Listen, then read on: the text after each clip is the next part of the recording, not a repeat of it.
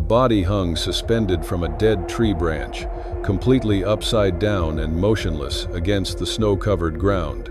A rope was cinched tight around a bare ankle, the fibers darkened by grime and ice.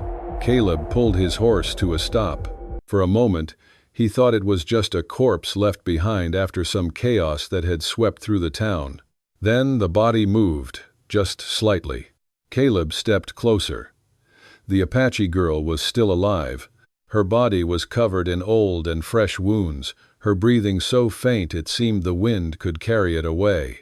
Her face was pale from the cold, her hair hanging loose, her eyes half open as she looked at him, not begging, only exhausted, resigned. When their eyes met, she flinched, her body tensing against the rope. Her lips moved. Her voice was hoarse but clear, not pleading. "Do not hesitate, just do it quickly. End this." Those words hit Caleb like a knife straight through the chest. He looked around. No one, no witnesses. Only snow, wind, and a sentence hanging in the winter air, with no court, no questions, and no chance to defend herself. Caleb drew his knife. In a single breath, he understood perfectly. If he cut that rope, he would not only be saving a life, he would be standing against the entire town, against what they called order. The blade flashed in the cold wind. Press the subscribe button if you like my way of telling stories. The wind was still howling as Caleb cut through the rope. The Apache girl's body dropped, so light it startled him, as if the life in his arms were nothing more than a small flame about to go out. Caleb wrapped his coat around her, lifted her onto the horse, and turned his back on that barren, lifeless tree, without looking back even once. He was used to not looking back. 5 years earlier, when his wife died in the large bedroom at the ranch, Caleb had stood just like that. No screaming, no begging God for mercy. He only watched the fire in the fireplace slowly burn down and understood that some things, once lost, could never be called back. From that day on, he lived the same way as the land of Wyoming itself, vast, unforgiving, and cold. Caleb's ranch sat far from town. It was large, wealthy enough to hire hands, but he had taken down the notice a long time ago. Not because he did not need help, but because he could not stand the sound of unfamiliar footsteps in a house already filled with too much emptiness. He worked alone, ate alone, slept alone. Loneliness became a habit, even a refuge. Until this afternoon, the horse pushed forward heavily through the snow. The girl in his arms did not say another word. Her eyes were closed, her breathing fragile but still there. Caleb did not know her name. He did not know what she had done to end up hanging upside down in the winter cold like a condemned animal. And strangely enough, he did not need to know. That town always had its reasons. A stranger, a native, an accusation large enough to hide fear and cowardice. Caleb had seen enough to understand that justice in this land was often decided by the crowd, not by the truth.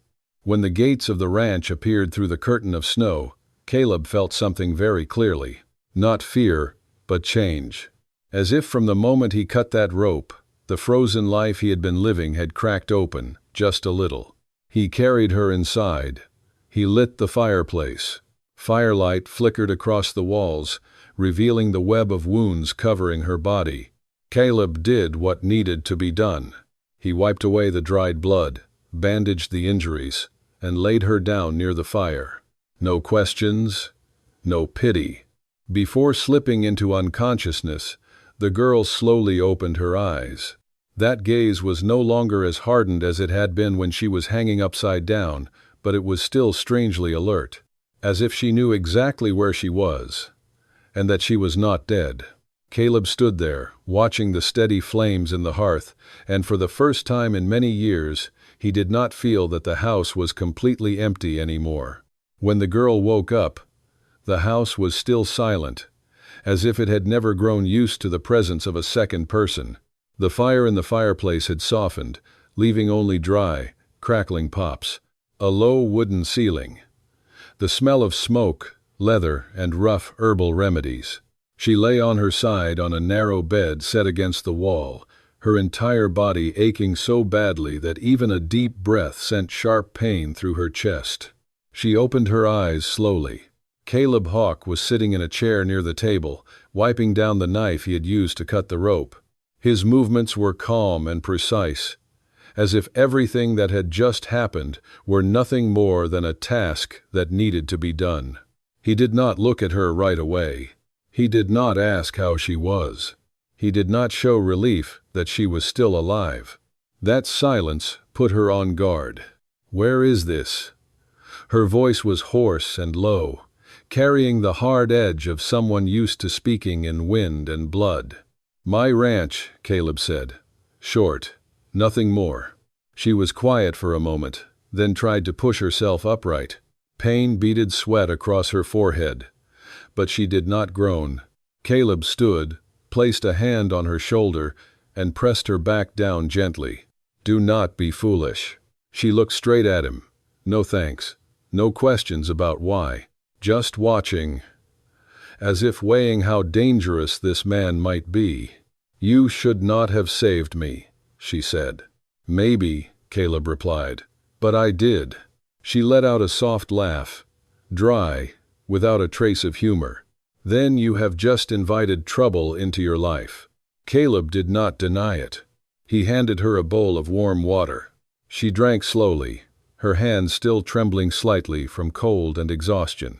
After a few steady breaths, she spoke again, as if reciting a sentence she already knew by heart.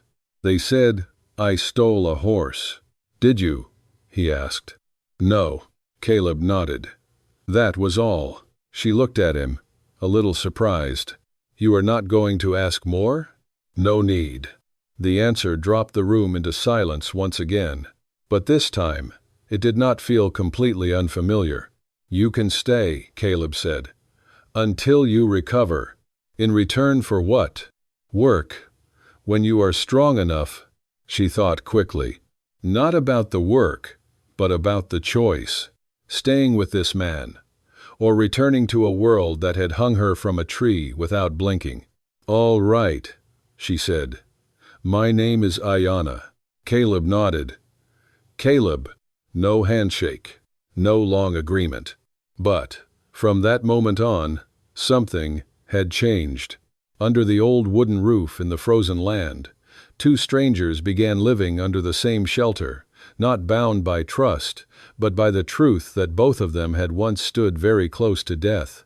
The days that followed passed slowly, as if winter itself were deliberately stretching on to test them both. Ayanna did not stay in bed for long.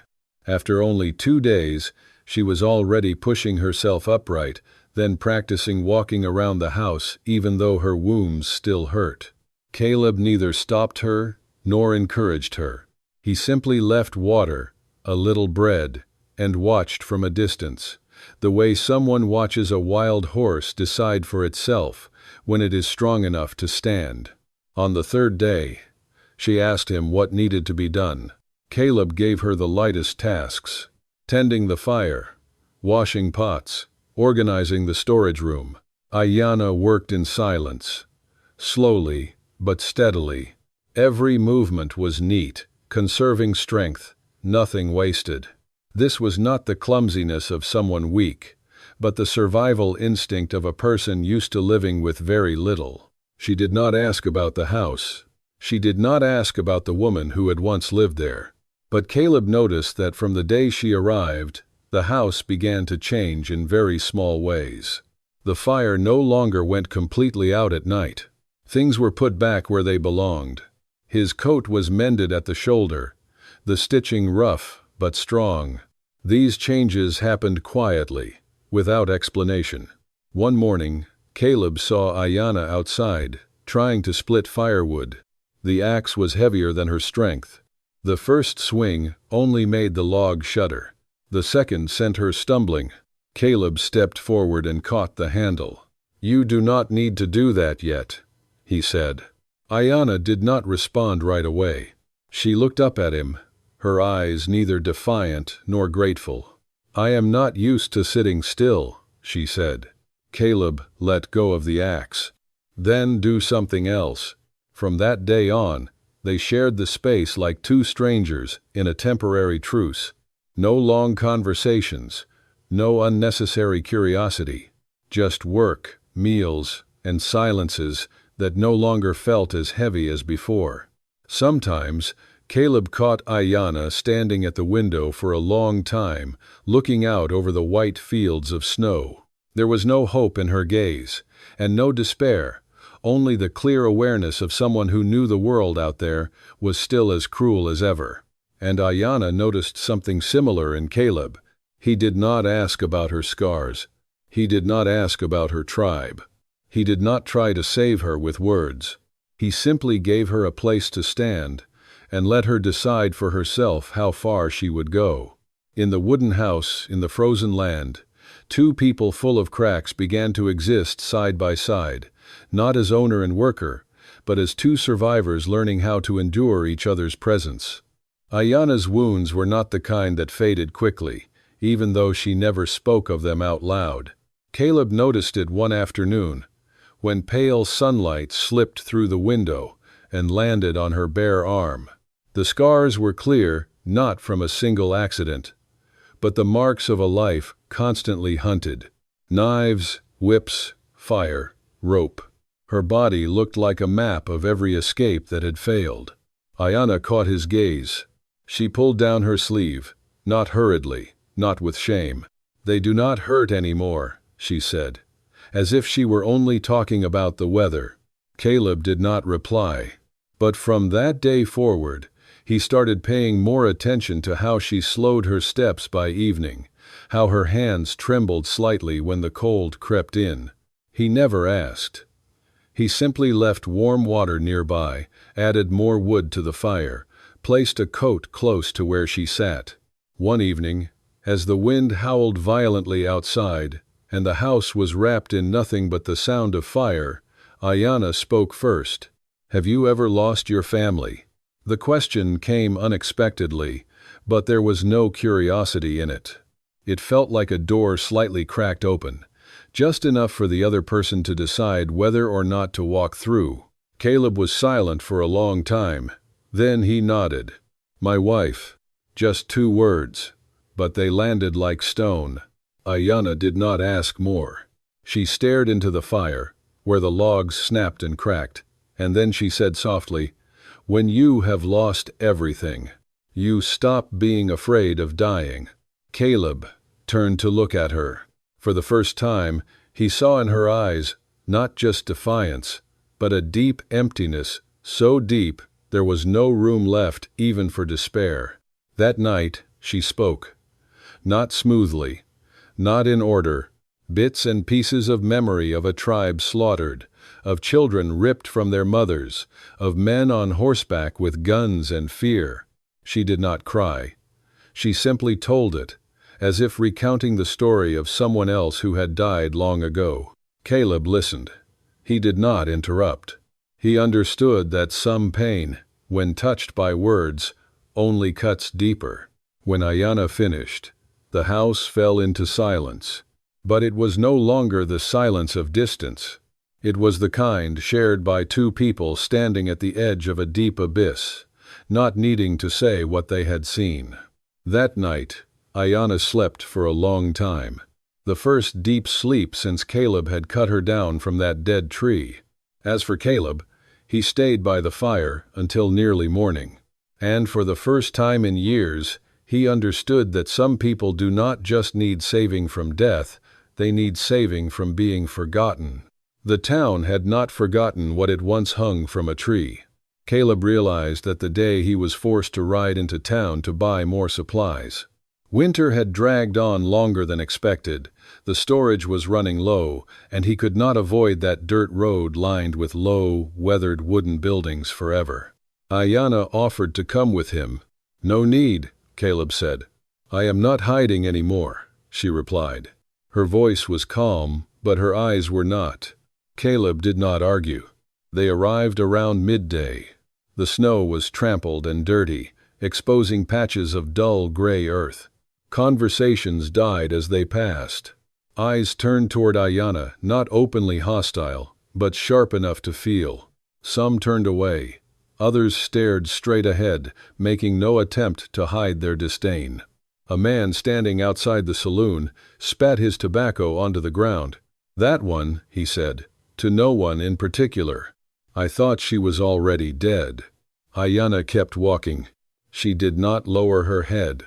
She did not react. But Caleb saw her hand clench tight. "She stole one of the miller's horses," another voice said. "Hanging was too kind."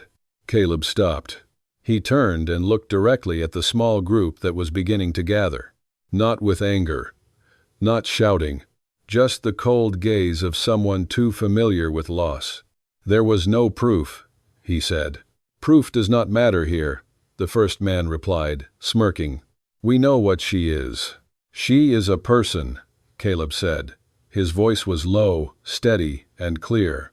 "And she is at my ranch." The air stiffened. A few people exchanged glances. Some chuckled bitterly. Others muttered curses. No one stepped forward, but the message was unmistakable. They would not accept Ayanna's presence, and they would not forget that Caleb had ruined their so-called sentence. On the way back, Ayanna spoke first. "You just chose to stand with me," she said. "I only stood for what is right," Caleb answered. She shook her head slightly. "In this place, right or wrong does not matter. Only whether you belong or not." Caleb said nothing. He knew she was right. As the ranch appeared in the distance, Caleb felt it clearly a line had been crossed. From the moment he cut the rope, and now standing in that town square, he was no longer neutral. And Ayanna understood, too.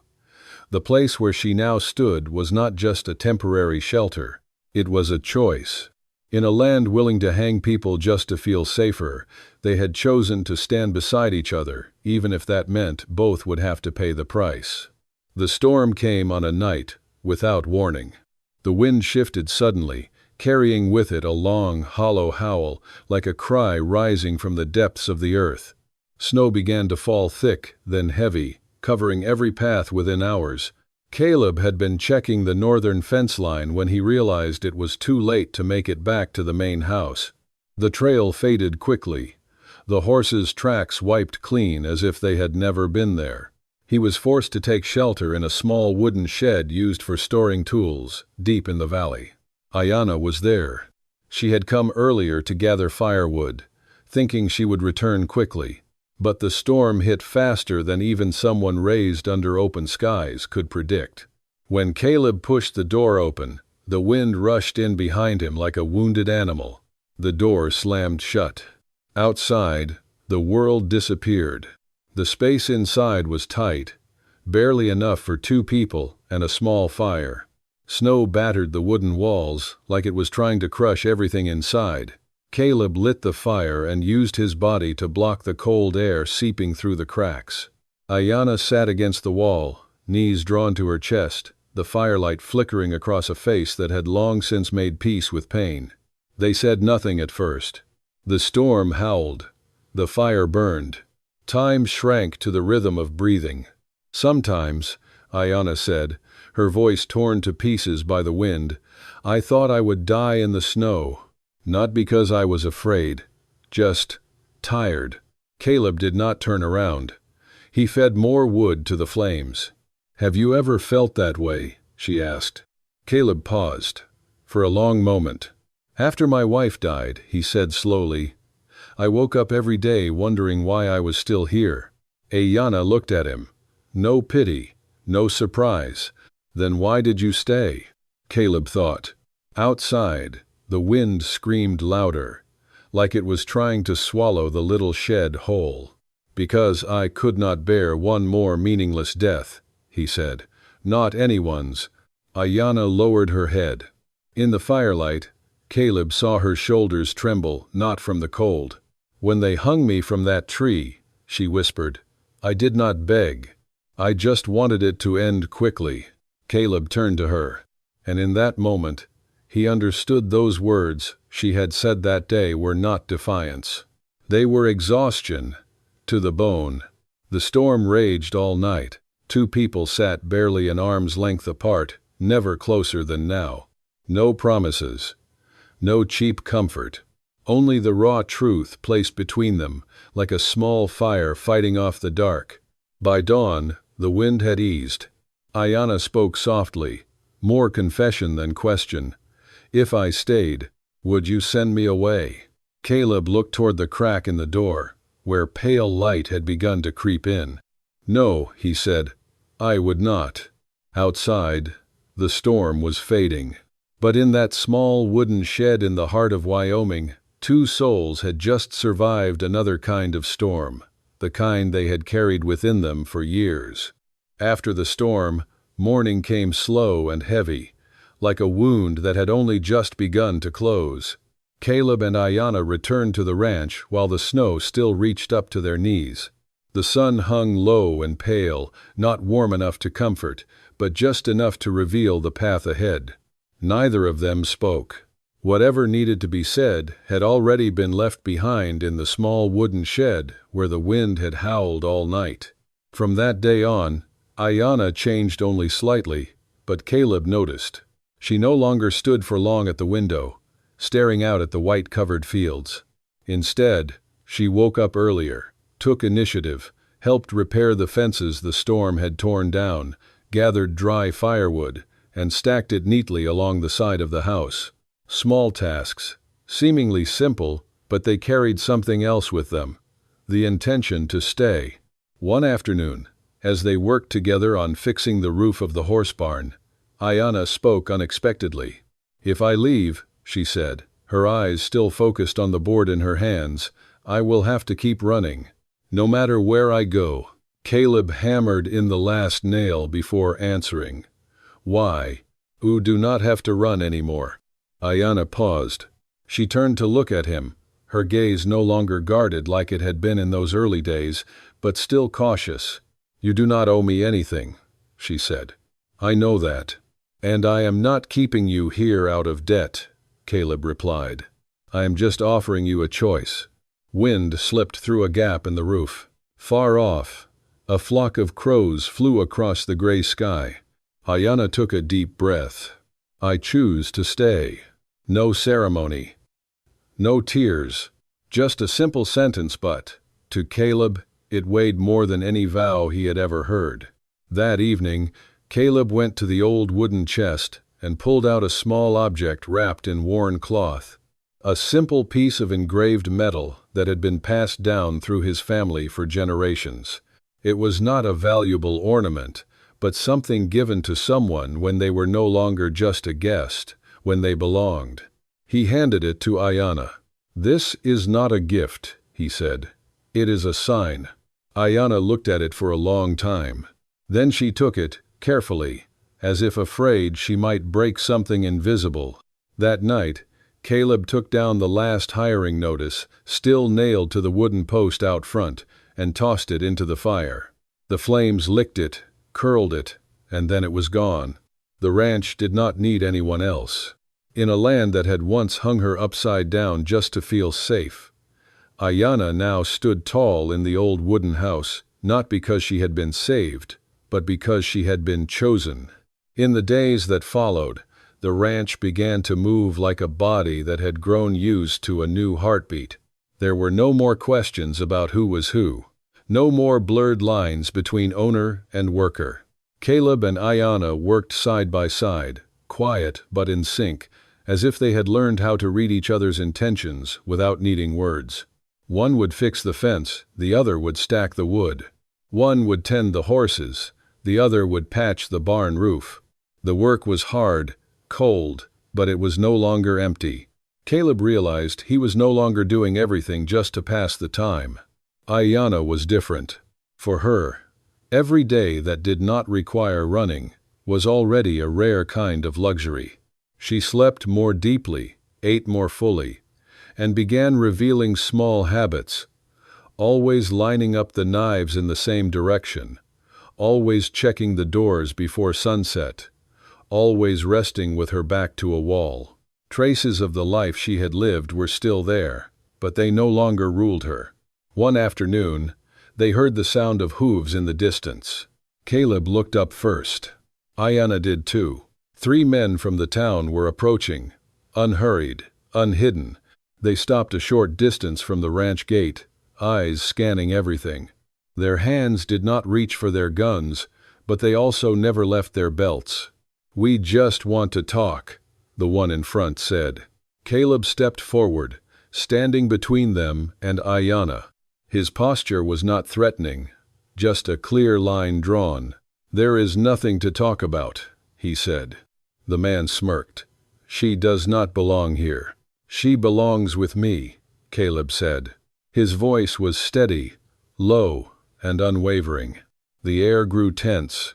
In that moment, Ayanna realized something. For the first time in her life, someone was not saying, "Let me think about it," not saying maybe, but stating flat out that she belonged.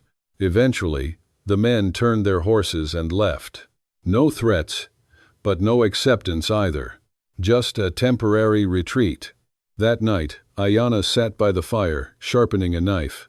The flames flickered across her face, calm, focused.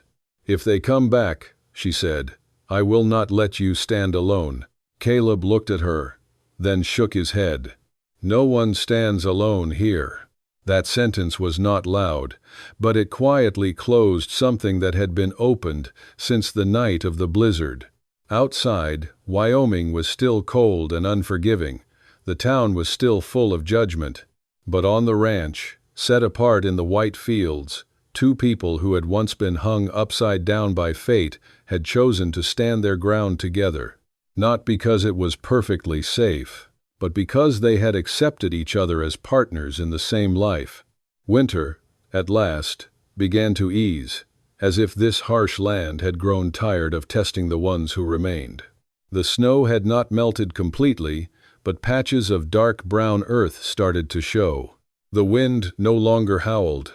The morning sun offered just enough warmth to stand on the porch without the cold cutting down to the bone. Caleb Hawk's ranch was still there, old, solitary, but no longer empty. Ayanna stood by the fence, watching the horses move slowly across the field. Her posture was straighter than before, not because she had let down her guard, but because she no longer needed to shrink herself. Around her neck, a small piece of metal caught the light, a sign of recognition, not possession. Caleb stepped outside, carrying 2 metal cups. He handed one to her. They drank in silence, watching the field stretch out toward the horizon. There was no need to talk about the town. No need to mention the old stairs. Those things still existed, but they were no longer the center of this life. "Do you think they will come back?" Ayanna asked. "Yes," Caleb said. "Maybe." She nodded. Not afraid. Just accepting what was true. "And if they do," he added, "they will see we are still here." No challenge, no threat. Just the calm statement of someone who had decided where he stood.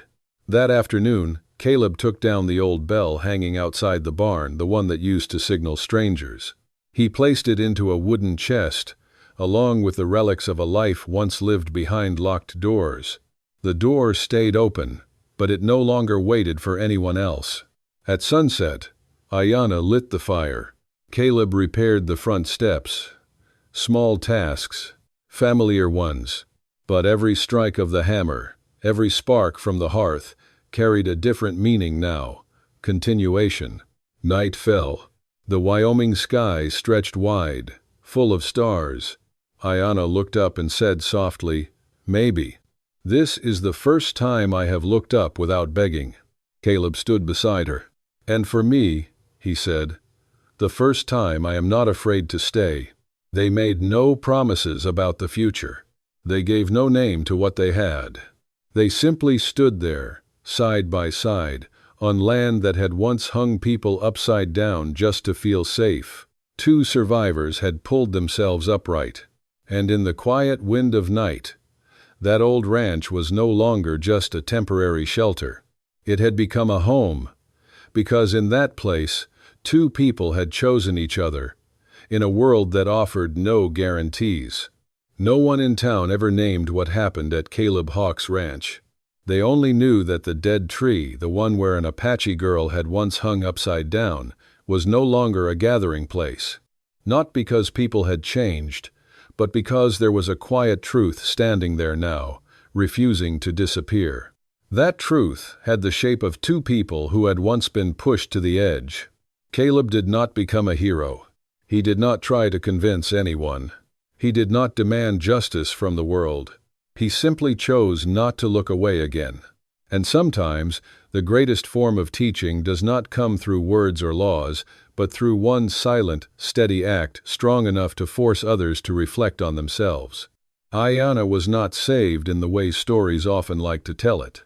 She did not become soft. She did not forget what had been taken from her. What she learned was that a person's worth is not found in being forgiven, it is in being seen as a person in the first place. To stand upright, to have a choice, to be allowed to stay. The ranch in Wyoming did not change the world. But it proved one simple truth. Violence often grows from fear, and prejudice is fed by silence. All it takes is one person willing to step away from the crowd to pay the price for doing what is right, and that false order begins to crack. Life does not promise fairness, but it always gives each of us one final right, the right to choose which side we will stand on. In the bitter wind and snow, Caleb and Ayanna did not find paradise. They only found each other, and from that, they learned how to live kindly in a world that is not kind, and sometimes that is enough. The story you have just followed includes some fictionalized elements recreated using artificial intelligence. Please listen with your own consideration. These fictional details are not meant to rewrite history, but to evoke the spirit of the Old West, a place where people lived through hardship, faced impossible choices, and bore the weight of their consequences. Through this story, I only hope to share simple values: compassion, love, and courage, the kinds of things that still matter today. Thank you for being here. It is truly an honor to share this with you. If it is nighttime where you are, drop a comment with the number 1 to let me know. And do not forget to subscribe to support the channel, my friend. True Wild West Stories.